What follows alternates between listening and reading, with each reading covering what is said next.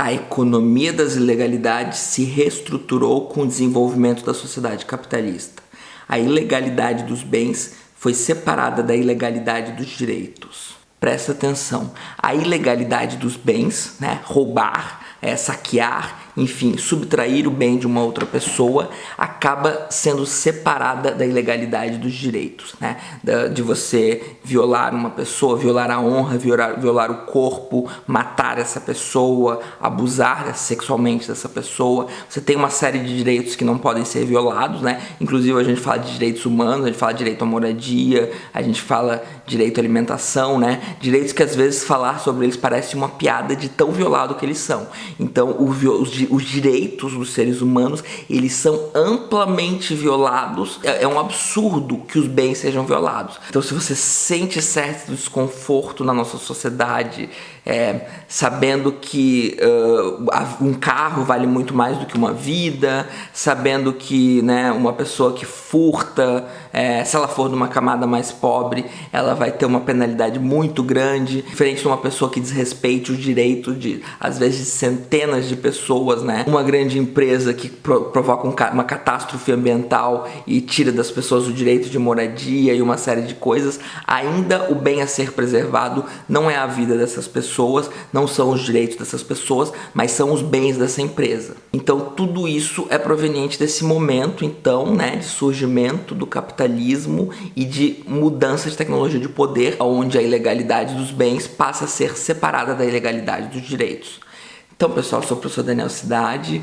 Quem tá chegando agora, não se esquece de deixar aquele like maroto, se inscrever no canal e ativar o sininho, tá? E se quiser ajudar a divulgar, bastante legal, mas vamos que tem bastante Foucault aí, bastante filosofia pela frente. Vamos pensar quem realmente vai cometer mais a ilegalidade dos bens, né? Quem é que vai roubar e vai furtar e etc, né?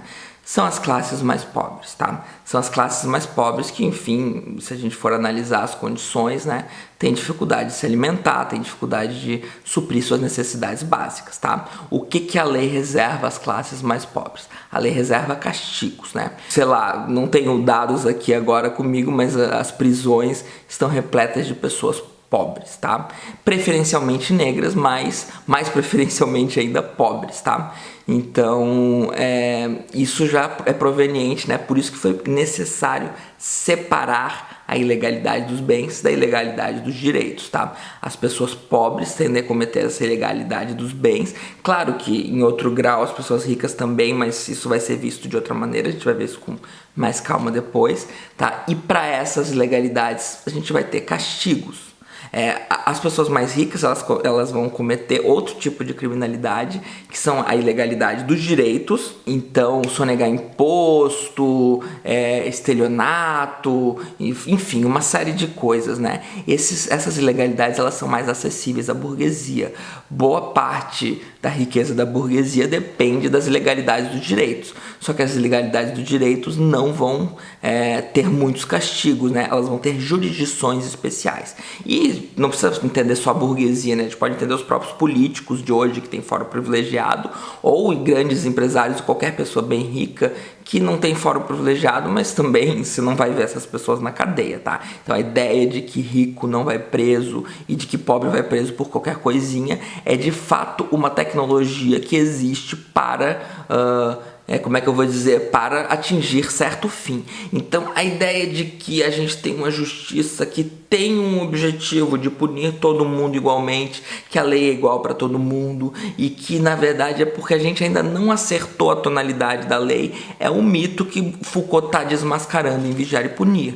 Não, nunca foi o objetivo do poder, o objetivo do direito no nosso país, no mundo inteiro, enfim, no mundo de modo geral, no mundo capitalista pelo menos, mas eu diria até que antes, mas enfim, o objetivo é que as pessoas ricas não sofram grandes punições pelos seus crimes, pelas suas ilegalidades de direitos, e as pessoas pobres vivam num mundo disciplinar, num mundo extremamente punitivo.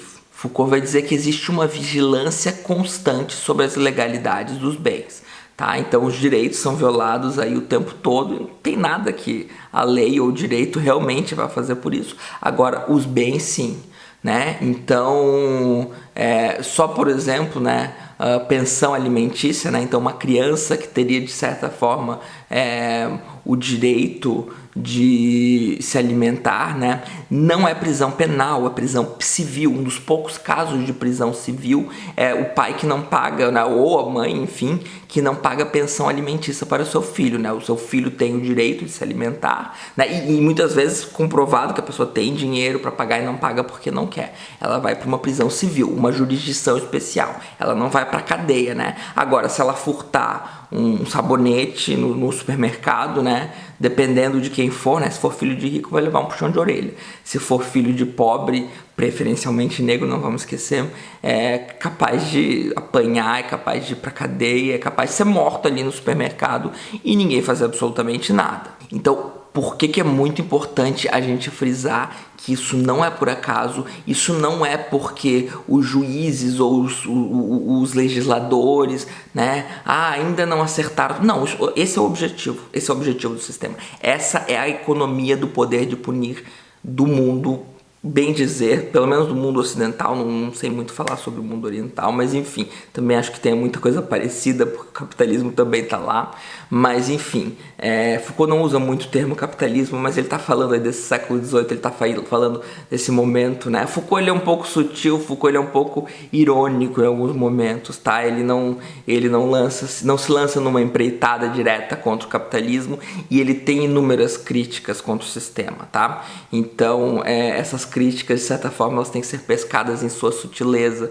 que não é tão sutil assim, eu diria, para quem, né, entende Foucault, entende o que é o capitalismo, mas enfim, esse é o momento central aqui do curso, tá? Que é a questão da diferenciação das legalidades, bens versus direitos, pobres versus ricos. Então, o objetivo do sistema penal não é suprimir todas as ilegalidades, é gerir diferencialmente elas, gerir de uma maneira as ilegalidades das pessoas pobres e gerir de outra maneira as ilegalidades das pessoas ricas, e ambas as ilegalidades vão continuar existindo, enfim, porque, né, humanidade. E daí vem um momento central que eu acho muito interessante, que é quando Foucault fala que então começa a surgir uma outra teoria, uma outra filosofia política para legitimar a punição, que é a teoria do contrato. Teoria geral do contrato, o famoso contrato social, que a gente vê em Locke, que a gente vê em Rousseau, que a gente vê em Hobbes, que muitas vezes serve de ferramenta contra os abusos do rei, contra os abusos da nobreza, né? Então, o próprio Locke ele vai dizer que quando o rei, quando a nobreza não são satisfatórios, quando eles estão ameaçando o próprio direito, existe o direito de rebelião. Então, o direito de rebelião em Locke é bastante revolucionário, bastante interessante como ferramenta para derrubar o poder da nobreza, porém, né, tudo tem sua outra face, né? Começa a nobreza, o rei começa a perder poder, outra classe começa a ganhar, que é a burguesia. E esse contrato social, ele serve também de poder de manutenção do poder da burguesia, do poder dessa classe que acumula riqueza que está surgindo.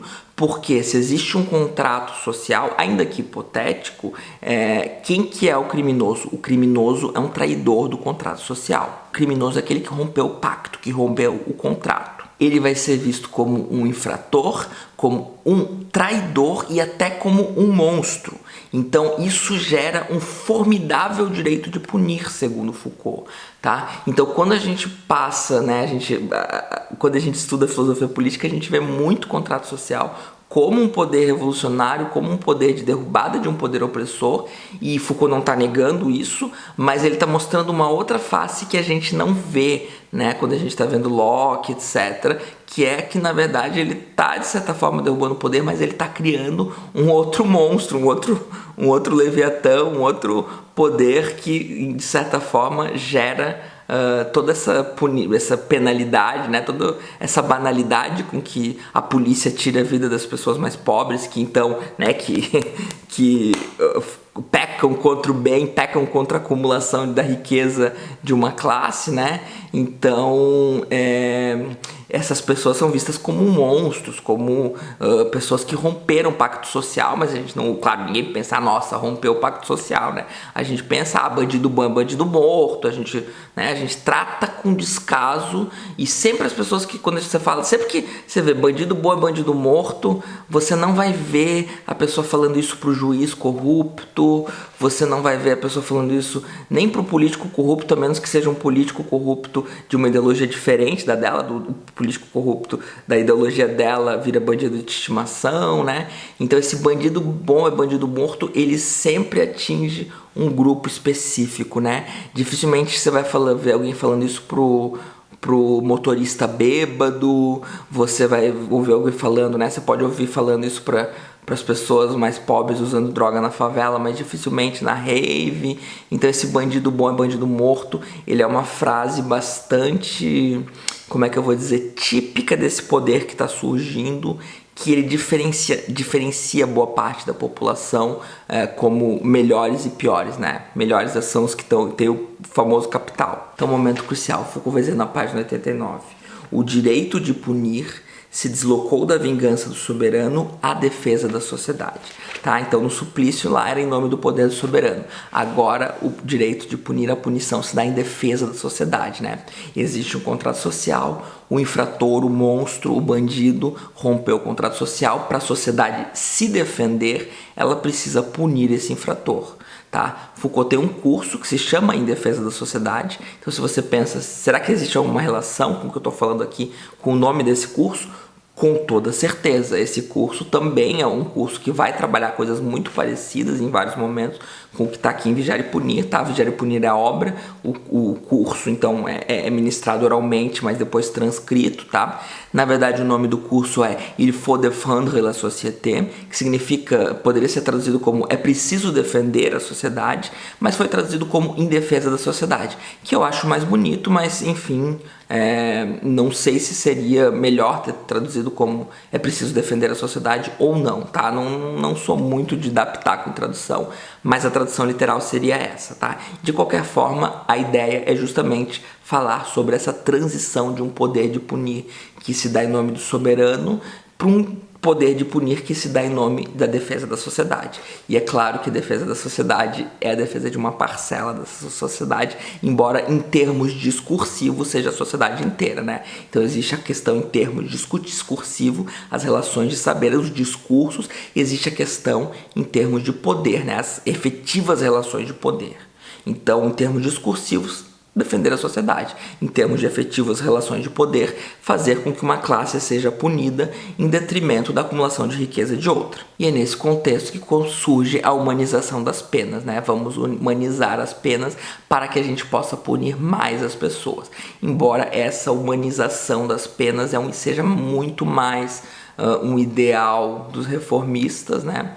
Do que algo que realmente vai acontecer. Tá? Tem até um sociólogo, o Louis Vacan, que eu já citei ele aqui, que de certa forma vai criticar Foucault, porque Foucault, mas é uma crítica assim que ao meu ver não pegou o centro de Foucault, que a gente vai falar isso mais pra frente, tá? Então, esse ideal de humanização das penas, não necessariamente estou dizendo que as penas são humanas, no que vem depois aí desse final do século XVIII, tá? Então, na página 91, a gente tem uma citação muito interessante. Humanidade, entre aspas, inclusive, é o nome respeitoso dado a essa economia e a seus cálculos minuciosos, tá? Então, uma economia de poder que tem cálculos minuciosos que vai começar a atingir outras esferas da vida dos indivíduos que não atingia antes. E o nome respeitoso que a gente dá para isso é humanidade, né? Em vez de lacerar um ser humano, vamos punir todas as pequenas condutas, né? Vamos que as favelas sejam vigiadas constantemente, que as favelas sirvam também de alguma forma aos fins da acumulação da riqueza, do capital, nesse sistema que existe, tá? Enfim, em vários momentos eu pretendo tratar esse tipo de coisa, né? Essa hipervigilância das classes mais pobres, tá? O próprio Vacan, ele vai dizer que no neoliberalismo, ele usa o termo neoliberalismo, né? Não fala exatamente capitalismo, porque é um tipo específico de capitalismo, ou não, dependendo da posição que você tomar, tá? Ele vai dizer que o objetivo do sistema é uma classe pobre hipervigiada e uma classe rica, na verdade, quase isenta de qualquer responsabilidade. Então você pode ser responsável por uma catástrofe ambiental e não ser responsabilizado por isso, mas você pode estar na cadeia há anos aguardando julgamento por furto, né? Milhares de pessoas na cadeia por furto. Milhares de pessoas que provocaram verdadeiros genocídios, livres, leves e soltas. Então, pessoal, não se esquece de se inscrever, continuar acompanhando as aulas, o canal, tem várias outras coisas no canal, tá? Então, é isso aí. Boa noite.